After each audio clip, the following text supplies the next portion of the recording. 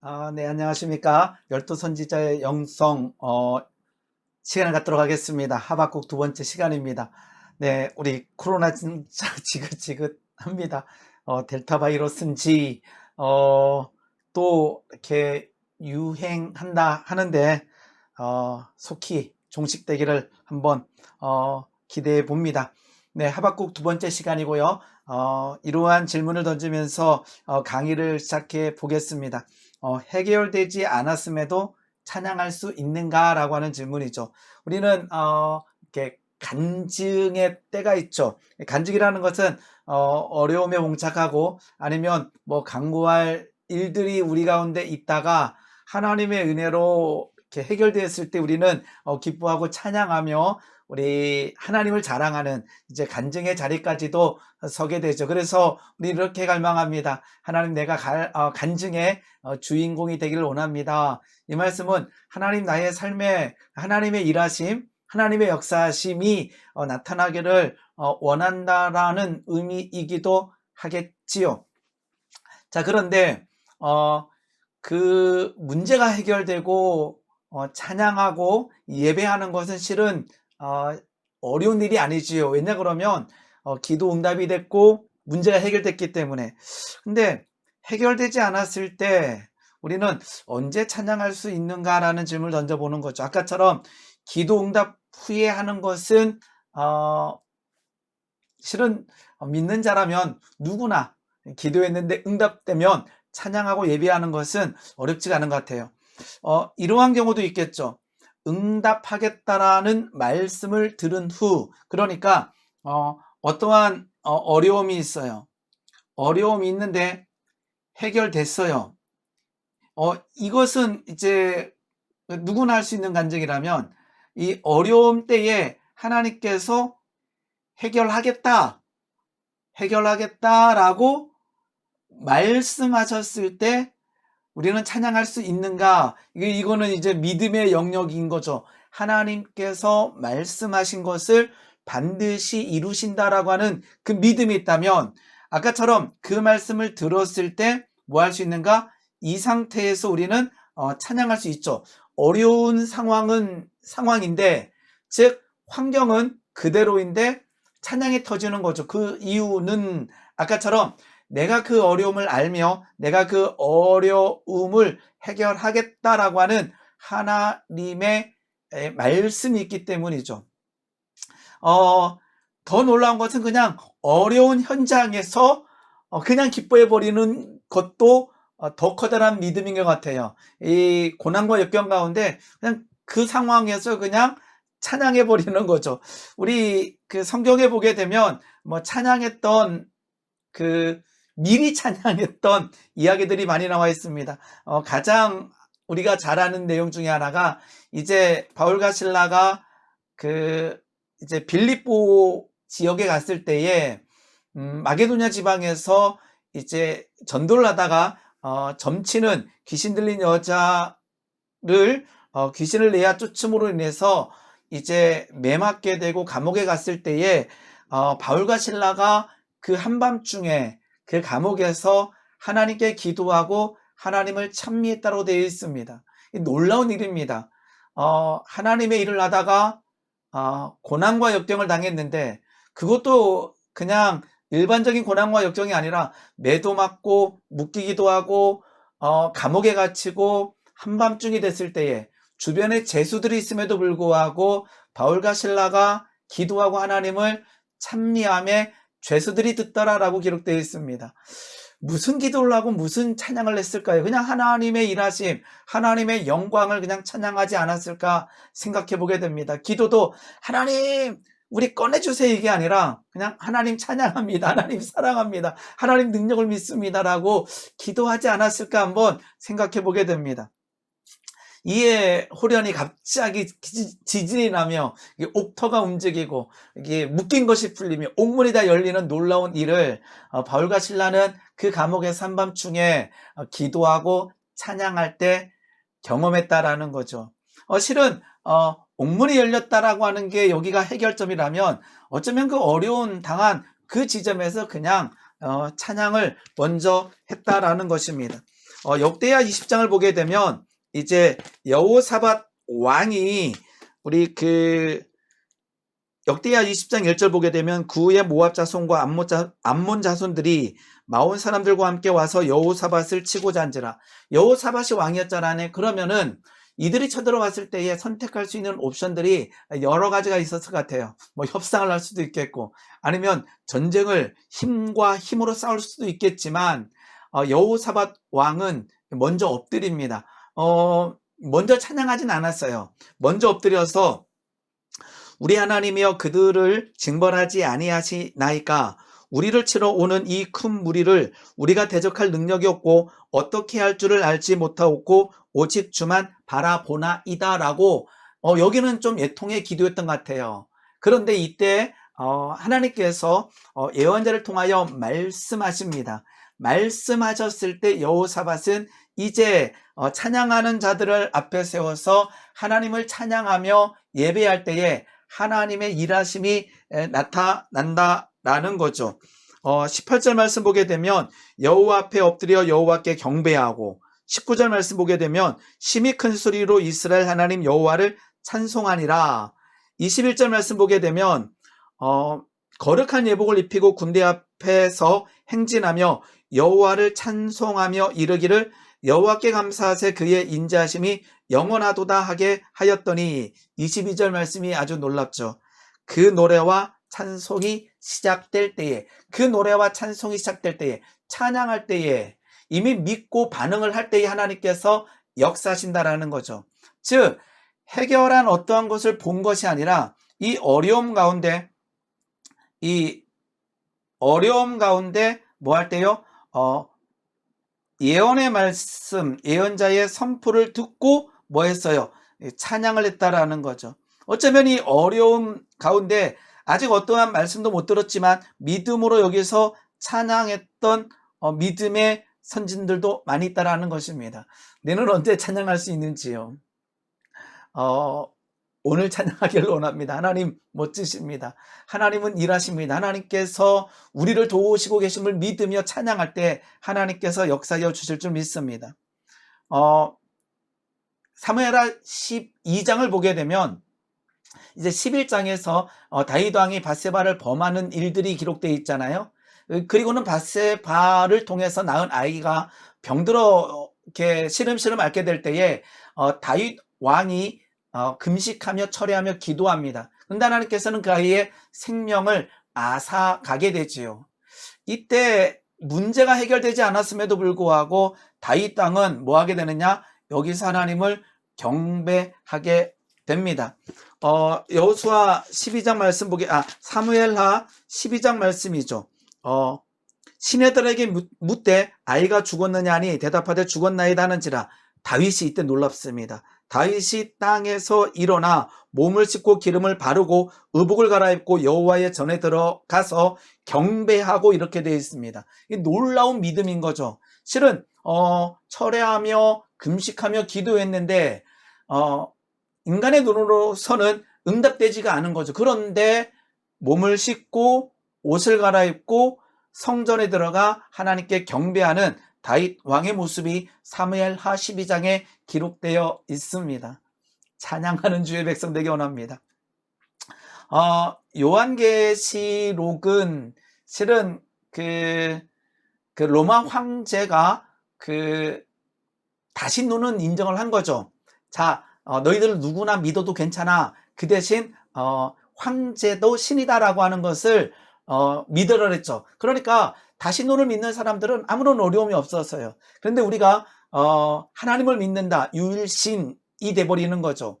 그러다 보니까 황제를 신이라고 고백할 수 없는 거예요. 그래서 이때 당시에 나는 예수님을 믿습니다라고 고백하는 것은 무엇이냐 그러면 이렇게 반항하는 거죠. 즉 죽겠다는 의미죠.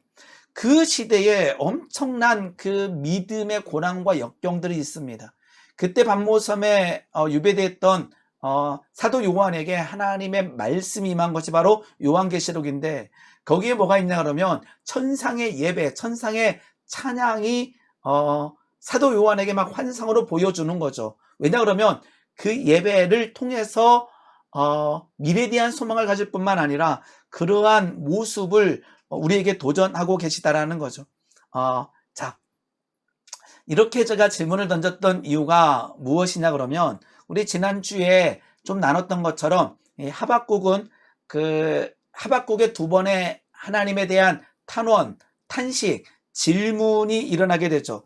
첫 번째 탄원은 무엇이냐 그러면 하나님 왜 이 유다 땅의 불의를 보고만 계십니까? 라고 하는 탄원을 하게 되는 거죠. 질문이라고도 합니다. 그런데 이 질문의 의미는 항의의 개념이 더 크다라고 얘기를 했습니다. 그러니까 따지는 거죠. 하나님 왜 이렇게 불의한 이 나라를 보고만 계십니까? 하나님이 대답하십니다. 바벨론을 통해서 치겠다라고 말씀하셨을 때에 하박국이 더 괴로운 거죠. 그래서 두 번째 질문을 하게 됩니다. 그게 말이 되나요? 그 더 커다란 악한 것을 사용해서 우리를 친다라는 게 말이 되나요? 라고 할 때 하나님께서 이제 두 번째 대답을 하시는 내용이 하박국 2장 1절에서 4절에 기록되어 있습니다. 오늘 이 내용을 보면서 우리가 좀 나눠보고자 합니다. 자, 하박국 2장 1절 보게 되면 아까처럼 이제 두 번째 탄원을 했을 때 하나님 바벨론을 통해서 이 유다 땅을 치시겠다라고 하는 그 말이 저는 이해가 되지 않습니다 라고 다시 한번 질문, 항의했을 때에 하나님께서 이렇게 말씀하실 때 이렇게 되는 거죠. 내가 파수하는 곳에 서며 성루에 서리라. 그가 내게 무엇을 말씀하실런지 기다리고 바라보며, 실은 굉장히 중요한 거죠. 지난주에 말씀드렸듯이 불평과 원망과 탄식의 차이는 사람에게 하느냐 아니면 하나님께 하냐라고 하는 것으로 저는 기준을 잡았습니다. 즉 지금 하박국의 마음이 불편한 거예요. 그냥 아까처럼 그냥 다 믿어지고 그냥 막 찬양이 터지고 바울과 실라처럼 막 한밤중에 감옥에 있는데 그냥 찬양이 터지는 것이 아니라 예를 들어서 하박국이 빌립보에서 전도하다가 감옥에 갇혔으면 실은 이렇게 하고 있는 거죠. 하나님의 일을 하다가 이렇게 고난당하는 것이 말이 됩니까? 하나님, 내가 귀신 들린 여자를 쫓아냈는데, 귀신 들린 여자의 귀신을 내어 쫓았는데 내가 매를 맞는 것이 말이 됩니까? 라고 실은 찬양이 터지는 것이 아니라 탄식이 나오는 거죠. 그런데 더 놀라운 것은 하박국에게 하나님께서 말씀하시는 것은 기다리고 바라보며 이렇게 되어 있어요. 그냥 대충 한 게 아니라 그래요. 난 하나님 그래도 믿습니다라는 거죠. 하나님을 믿지 못하는 것이 아니라 하나님을 믿기에 내가 항의하고 탄식하고 탄원하고 질문하고 기다리고 바라보겠습니다. 나의 질문에 어떻게 대답하실런지 보리라 하였더니 이렇게 된 거죠. 여기서 나와 있는 파수꾼은 적국이나 지원군이 나타나면 지휘부에 알리는 역할을 합니다. 그러니까 가장 먼저 보게 되는 거죠. 그러니까 파수하는 곳에서 내가 서겠다라는 것은 하나님 앞에 하나님께서 어떻게 말씀하실런지 정말로 간절히 바란다라고 하는 의미가 되는 거죠. 정말로 하나님께서 말씀하신다, 도우신다라는 것을 보고 싶어하는 하박국의 마음이 이 구절에 들어 있습니다. 즉 뭐예요? 아까처럼 듣고야 말겠다라는 거죠. 내가 이 문제를 하나님 앞에 탄식하며 탄원하며 하나님께서 어떻게 말씀하실런가를 내가 보고야 말겠다라고 하는 의지가 이 2장 1절에 들어있다라고 할 수 있겠습니다. 우리의 의지는 하나님의 일하심과 어떤 관계가 있을까라고 하는 질문을 던질 수 있겠죠. 자, 하나님께서 일하십니다. 그런데 하나님의 아까 말씀하심, 그 다음에 이루심에 이 중간에 필요한 것은 우리들에게 필요한 것은 이제 인내가 되는 거죠. 그런데 이 인내라고 하는 우리의 의지도 들어가게 됩니다. 그래서 저는 하나님께서 주신 우리에게 주신 그 의지를 굉장히 실은 중요시 여기는 사람 중에 한 사람입니다. 그냥 우리가 아무것도 하지 않았을 때, 즉 소극적인 믿음이 아니라 적극적인 믿음이 중요하다고 보는 거예요.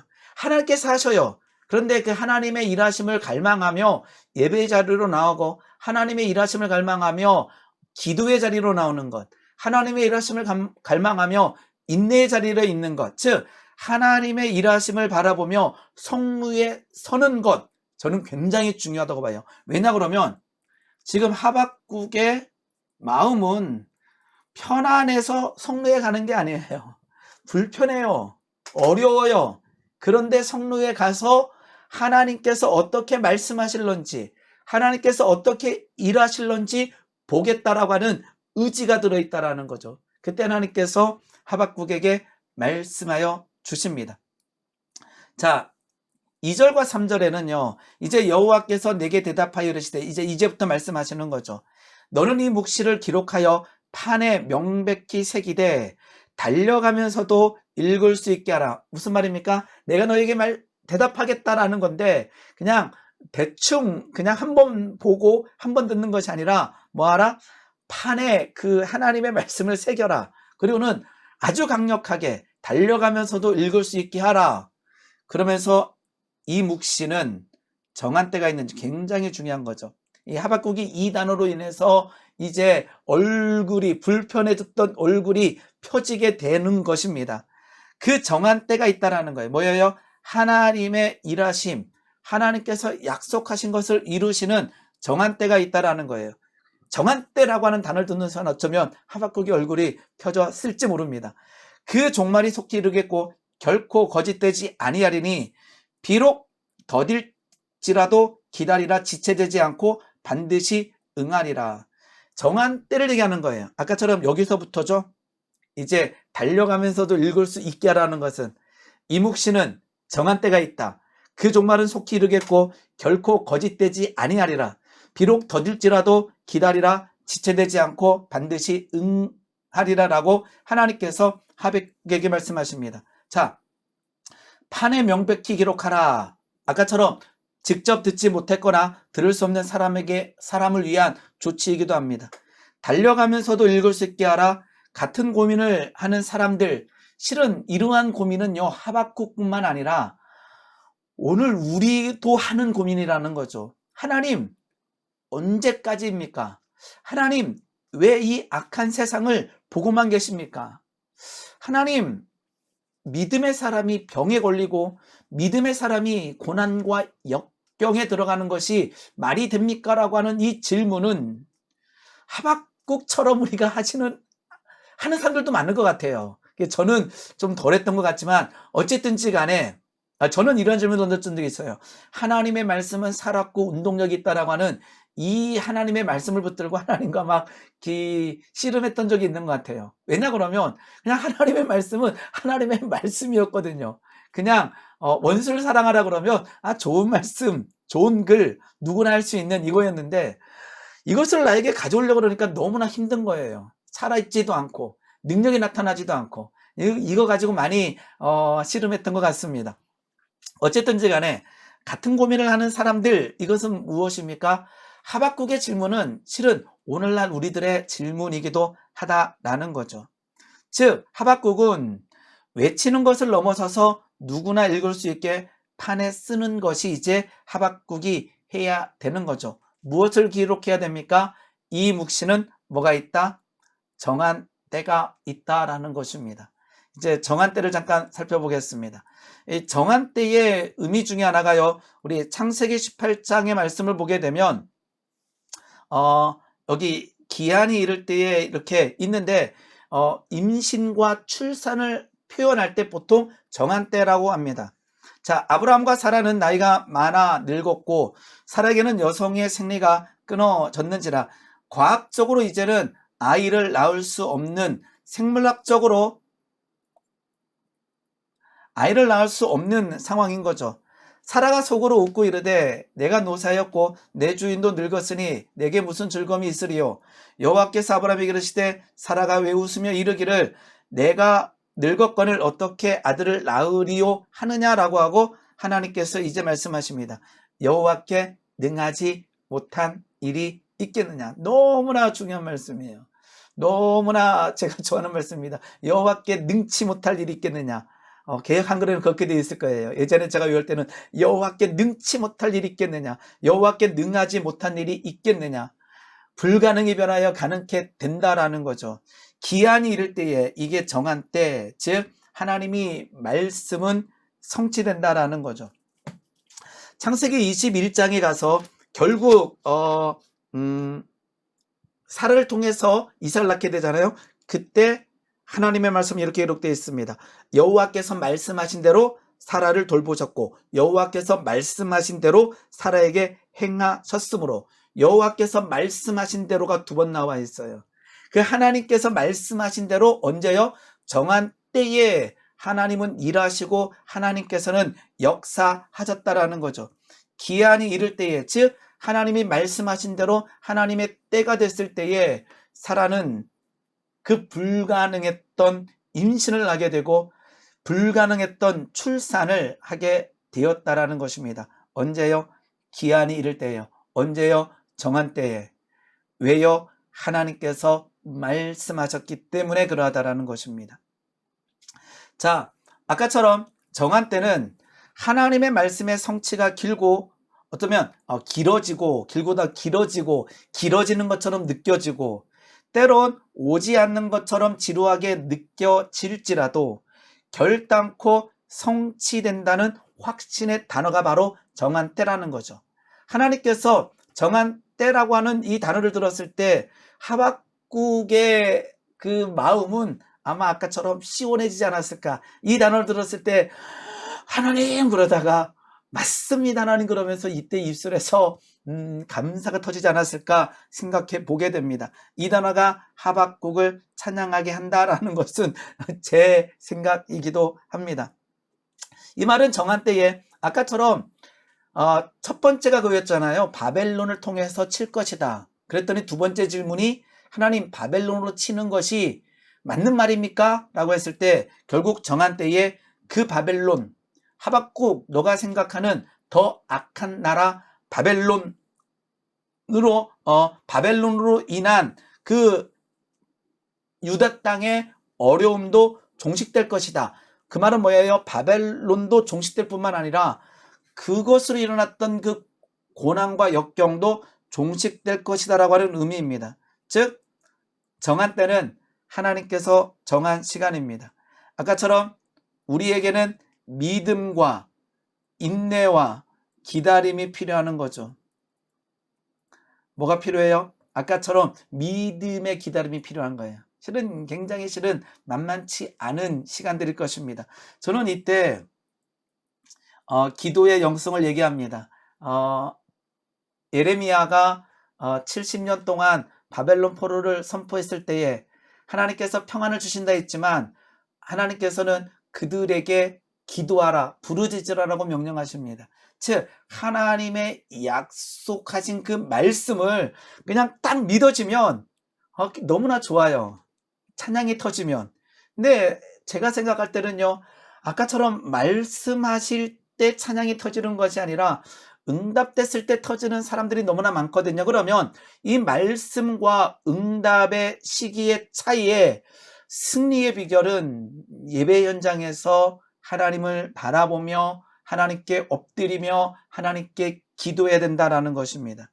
비록 더딜지라도 기다리라 지체되지 않고 반드시 응답하겠다라고 하는 하나님의 뜻이 이 정한 때라고 하는 단어에 들어 있습니다. 그러면서 이제 아까처럼 구약을 통틀어 유대인들이 가장 한 문장만 뽑으라 그러면 보라 그의 마음은 교만하여 그 속에는 정직하지 못하나 의인은 믿음으로 말미암아 살리라. 그러면 이 믿음은 뭐가 되는 거죠? 하나님께서 정한 때에 이루신다라고 하는 믿음으로 말미암아. 그런데 이 믿음은요 그냥 관념적 믿음이 아니라 인내, 성실, 진실, 신실함을 포함하는 단어예요. 그러니까 아까처럼 오직 의인은 믿음으로 말미암아. 이것은 뭐예요? 믿음을 나타내는 행위, 신실한 인내 이런 것들로 말미암아 살아난다라는 거죠. 즉 신앙적 신실함입니다. 즉 의인은 자신의 신실함, 믿음으로 말미암아 인내함으로 말미암아 생명이 보존되리라는 거죠. 즉 구약 시대의 의인은요, 이 하나님께서 말씀하신 그 언약 지키고 언약의 가르침과 그 하나님의 약속을 굳게 잡는 것이 바로 믿음이고, 이 믿음을 행하는 자가 바로 구약 시대의 의인의 모습이 되겠죠. 히브리서 10장 36절에서 38절 보게 되면요, 너희에게 인내가 필요하다라는 거예요. 이 인내는 뭘까요? 아까처럼 말씀하셨습니다, 이 말씀이 성취됩니다라고 하는 인내의 필요죠. 아까 계시로 보게 되면 현재 고난과 역경에 빠져 있습니다. 이 고난과 역경에서 찬양하는 것은 만만하지가 않아요. 뭐라는 거죠? 하나님의 나라는 결탄코 존재하며 그 천상, 천국이 있다라는 것을 뭐 하는 거죠? 인내가 필요하다라는 거죠. 오늘 우리는 인내가 필요한 시대에 살고 있습니다. 히브리 저자는요, 너에게 인내가 필요함은 너희가 하나님의 뜻을 행한 후에 약속하신 것을 받기 위함이라. 즉, 이 하나님의 약속이 성취되는 그 순간까지 필요한 것은 인내라는 거죠. 그런데 그 인내가 믿음이라는 거예요. 신실함, 진실됨, 삶이 바로 믿음이라는 거죠. 잠깐 후면 오실리가 오시리니 뭐하지 않으리라? 지체하지 않으리라. 히브리서 말씀도 하박국에서 하신 말씀과 일맥상통합니다. 그러면서 나의 의인은 믿음으로 말미암아 살리라.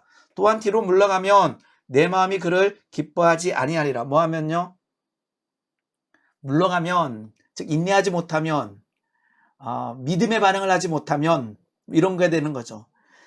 뒤로 물러가면 내 마음이 그를 기뻐하지 아니하리라 하셨느니라. 무슨 말씀입니까? 믿음의 인내가 필요하다라는 거죠. 믿음으로 인내, 믿음으로 말미암아 살리라. 어떤 믿음이요? 하나님의 약속하신 것이 성취되는, 즉 우리가 받는 그날까지 믿음, 인내가 필요하다라는 것입니다.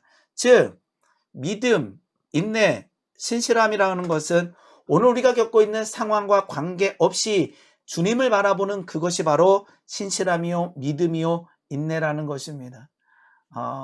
쉽지가 않죠. 그러면요, 의지를 가지고 예배 자리에 나오고, 기도가 된다 안 된다라는 표현을 쓰잖아요. 기도가 안 될 때에도 하나님 앞에 엎드리며 나아갈 때 하나님께서 역사하여 주실 줄 믿습니다. 그러면서 이제 의인은 믿음으로 말미암아 살리라라는 거죠. 믿어야 할 것은 무엇입니까? 아까처럼 바벨론을 심판하겠다. 그리고는 선택받은 이스라엘 백성들을 이 고난과 역경에서 구원하겠다. 그리고는 그들에게 있는 불의를 말살하겠다. 이런 이야기라는 것입니다. 그래서 믿음으로 말미암아 바벨론에 대해서 심판할 것이다. 그리고 아까처럼 신실함이라는 거죠. 아까 잠깐 말씀드렸지만 계시록, 요한계시록 시대에 살아가는 믿음은 뭐냐 그러게 되면 실은 죽음을 각오하는 것이에요. 굉장히 실은 강력한 것입니다. 우리는 믿습니까? 네, 믿습니다라고 한 게 믿음이라 생각하지만 로마서에서 말하는 믿음은요, 로마에 살고 있는 그들에게 믿음은 무엇이냐 그러면 내 생명 같은 거였어요. 그냥 나는 예수를 믿습니다 그러면요, 그건 그냥 핍박이고요, 그냥 죽음이었다라는 거죠. 그것이 바로 이 시대를 살고 있었던 그 믿음의 선진들의 삶이었다라는 거죠. 오늘 실은 우리는 얼마나 편안한지 모릅니다. 믿는다 그래도 실은 잡아가지 않고요.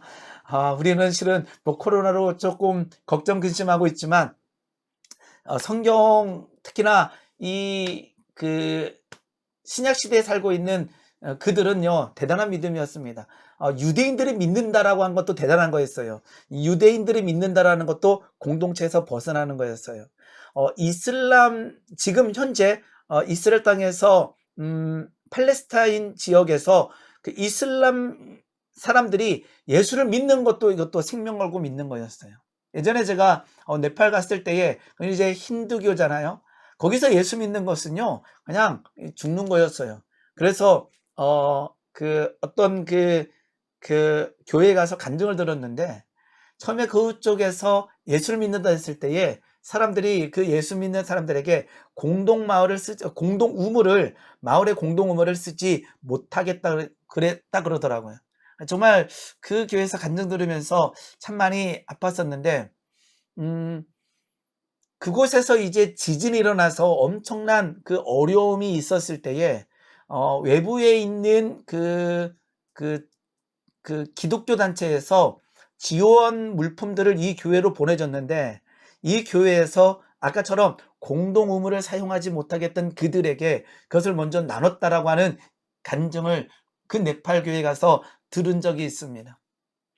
그 땅에서도 힌두교를 믿는 그 땅에서도 예수 믿는다라는 것은 공동체에서 배제되는 거였어요. 오늘 우리의 믿음 한번 살펴볼 수 있는 시간 되기를 소망합니다.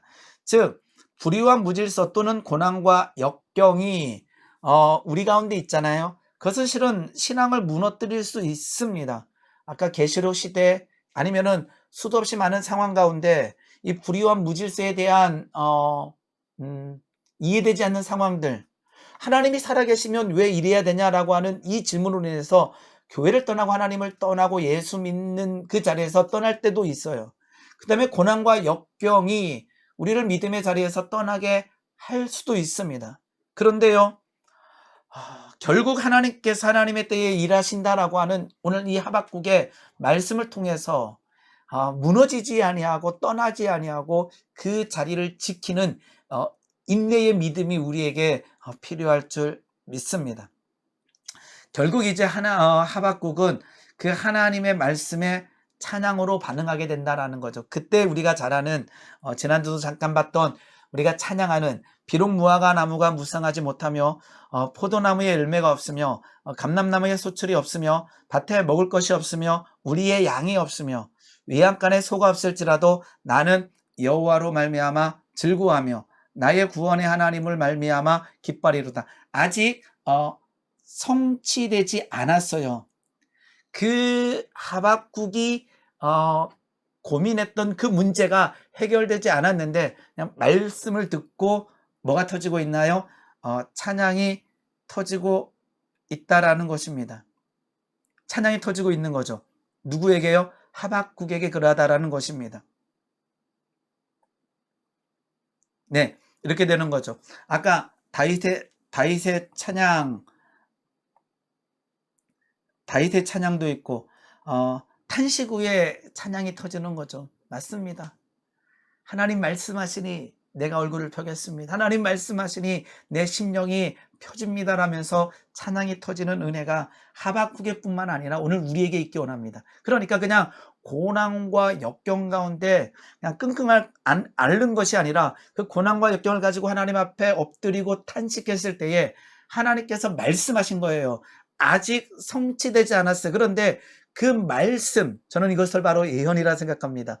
이것이 바로 예언이고 환상이고 꿈이라고 생각합니다. 이 말씀하실 때에 내 마음이 시원케 되면서 하나님을 찬양할 수 있는 힘을 공급받았다라는 거예요. 그러니까 하나님의 말씀은 살아있는 거예요. 그래서 마른 뼈 신앙이 아니라 마른 뼈에 하나님의 말씀이 들어갔을 때에 그 마른 뼈가 군대가 되는 놀라운 능력은 말씀이 선포되고 그 말씀을 들을 때에 되어지는 거예요. 그래서요, 말씀을 듣고 기도하기를 원합니다. 저는 그냥 기도만 하는 것이 아니라 예배 자리에서 하나님을 찬양하기 위해서 말씀을 통해서 말씀으로 생명을 얻고 하나님을 찬양하고 기도할 수 있어야 된다라고 생각합니다.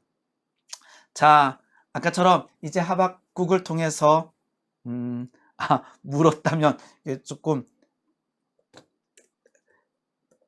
질문했다면 이렇게 해야 되겠네요. 질문했다면 기다리라. 아까처럼 막루에 서서 네가 제일 먼저 보겠다라고 하는 의지의 표현을 가지고 기다리는, 하나님 앞에 탄식했다면, 엎드렸다면 기다리는 신앙. 즉 또 하나님께서 말씀하신 바, 이 말씀은요 우리가 성경을 통독할 때도 아니면 묵상할 때도 아니면 설교 가운데 하나님께서는 말씀하여 주셔요. 말씀하여 주세요. 그 말씀이 나에게 심령에 레마로 꽂혔을 때에 반드시 성취되고 지체되지 않음을 믿어야 된다는 거죠. 자, 어느 때까지입니까? 라고 기도하는 백성에게 뭐가 필요해요? 하나님의 말씀을 통한 위로가 임할 줄 믿습니다. 오늘 어느 때까지입니까? 기도하는 주의 백성들이 있을 줄 믿습니다. 이해되지 아니하는 현실, 이해되지 않은 상황 가운데 하나님 앞에 엎드려 탄식하는 주의 백성들에게 정한 때 하나님의 일하심, 하나님의 성취하심이 믿어짐으로 말미암아 위로가 들어가기를 원합니다. 바벨론아, 교만하지 마라. 바벨론이 굉장히 잘난 것 같지만 하나님의 도구에 불과하다라는 거죠. 그렇기 때문에 쓰임 받더라도 실은 교만하지 말라라는 거예요. 이스라엘 백성들아, 무너짐의 때를 경험하고 고난과 역경을 지나가는 이스라엘 백성들아, 어쩌면 우리들일 수도 있습니다. 뭐하라? 인내하라. 믿음의 인내가 필요하다라는 거죠. 보지 않고 믿는 믿음은 복되다. 아까처럼 말씀하심, 성취하심, 즉 응답하심, 응답이 보여지는 이 시간이 있다라는 거죠. 이 시간에 어디에서 믿음이 표현되냐에 따라서는 전혀 다른 모양새가 나옵니다. 말씀하실 때 믿는 자는요, 어떤 일이 일어나요? 성취될 때까지 마음이 어떻게 되는 거죠? 평안하다라는 거죠. 그래서 보지 않고 믿는 자는 뭐예요? 말씀을 듣고 그 말씀이 성취된 것을 아직 보지 않았는데 믿는 자는 복된 거죠. 그러니까 하박국인 거죠. 하박국은 탄식했습니다. 하박국은 마음이 어려웠습니다. 엎드렸습니다. 기도했습니다. 말씀을 들었습니다. 찬양이 터져버리는 거예요. 뭐 했는데? 아직 보지 않았는데. 보지 않고 믿는 믿음 복됩니다. 자, 하나님께서 하십니다. 아까처럼 기다림이라는 것은 수동적 기다림이 아니라 능동적 믿음의 삶, 능동적인 인내의 삶이 필요하다라는 것입니다. 그냥 하나님 하십니다 그러니까 나는 아무것도 안 하는 게 아니라 하나님 하십니다. 그러면 내가 인내하겠습니다. 하나님 하십니다. 그러면 내가 기다리겠습니다. 내가 믿음의 삶을 살겠습니다라고 하는 것이 능동적이라는 거죠. 즉 결국 하박국을 통해서 우리가 알아야 될 것은, 믿어야 될 것은 하나님의 때에 하나님의 방식으로 하나님의 사람을 통해 하나님께서 일하신다. 누구에게? 우리에게, 우리 가정에, 우리 교회에 일하심을 믿는 주의 백성 되기를 소망합니다. 네, 정한 때 우리의 믿음의 능동적 믿음을 가지고 반응할 때에 하나님이 말씀하실 때 찬양이 터질 줄 믿습니다. 하박국의 찬양이 우리의 찬양이 되기를, 하박국의 탄식이 우리의 탄식이 될 뿐 아니라 들은 말씀을 통해서 일어서며 찬양하는 주의 백성 되기를 소망하며 오늘 강의를 마치도록 하겠습니다. 네, 애쓰셨습니다. 감사합니다.